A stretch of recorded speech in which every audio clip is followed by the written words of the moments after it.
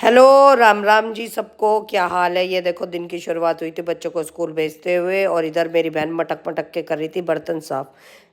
भाई हम जो काम भी करते हैं दिल से करते हैं, चाहे वो घर का झाड़ू पोछा हो, चाहे वो बाहर का ऑफिस का काम हो, इसलिए। और उसके बाद मैंने बनाए थे बच्चों के लिए गर्मा गर्म पराठे। पराठों की आकार पे मत जाओ भैया, माँ का प्यार है, दिल से बनाए हैं अपने बच्चों के लिए। सुबह उठ के यार, सुबह के लिए उठना एक महाभारत की जंग के बराबर है, एक हाउसवाइफ समझ सकती है। उसके बाद बहन जी चल दी थी ऑफिस, और भैया जाटों के घर में अगर लोटा भर के चाय ना पी तो क्या पी भैया, मैं तो रोज लोटा भर के चाय पीऊँ।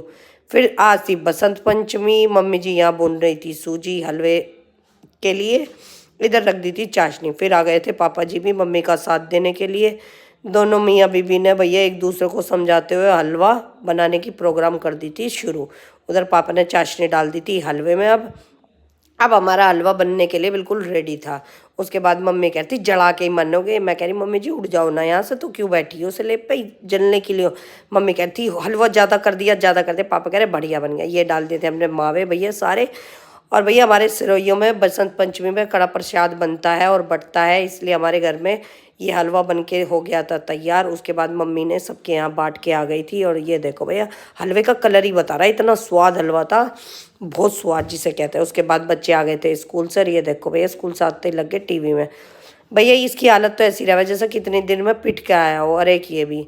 फिर भैया आ जाओ इन सास बहुओं से। ये भैया सास बहू एक दूसरे के लिए इनके लिए जितना प्यार है उतनी एक दूसरे को देख के अपने मन की फ्रस्टास निकालती है। और ये तो भैया इनका पता नहीं पुराणों की कहानी कहाँ से लाती है दोनों सास बहू। इनका तो वो है, सास बहू से दुखी, बहू सास से दुखी। तो इनके तो जन्म सिद्ध अधिकार है इनके दोनों को लड़ने भिड़ने के। इन दोनों को इग्नोर करते हुए माँ जी खा रही थी यहाँ हलवा। तो फिर उसके बाद मैंने रख दी थी माँ जी के लिए गर्मा गर्म चाय, दूध पे से उतार दी थी मलाई।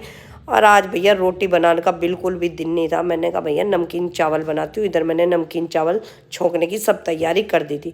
उसके बाद भैया बच्चे कर रहे थे माँ जी को परेशान, कभी इधर चुप कभी उधर चुप। माँ जी इनके पीछे पीछे घूम रही थी।